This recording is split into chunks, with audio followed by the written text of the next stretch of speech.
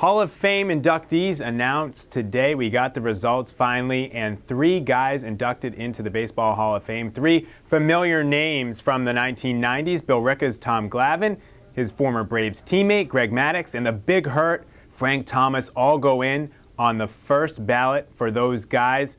But as has been the case the last couple of years when it comes to induction in Cooperstown, the real story isn't who got in, but who was omitted. Barry Bonds and Roger Clemens, once again, not voted into the Baseball Hall of Fame.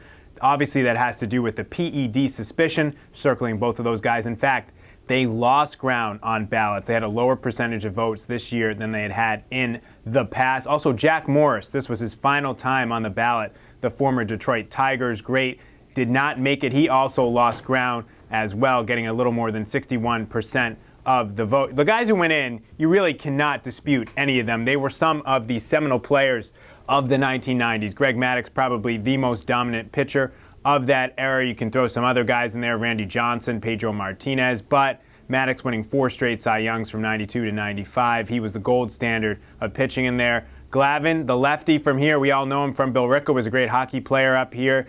Overshadowed a little bit at times by Maddux, but remarkable longevity, remarkable control, a 300-game winner. He gets in, and the Big Hurt Frank Thomas, probably one of the greatest right-handed hitters of all time, 521 career home runs. That ties him with both Willie McCovey and Ted Williams for 18th on the all-time list. Also, something interesting to me about the Frank Thomas election, this guy's a 2-time MVP, but I looked up these numbers. 2,322 games, that's what Frank Thomas played.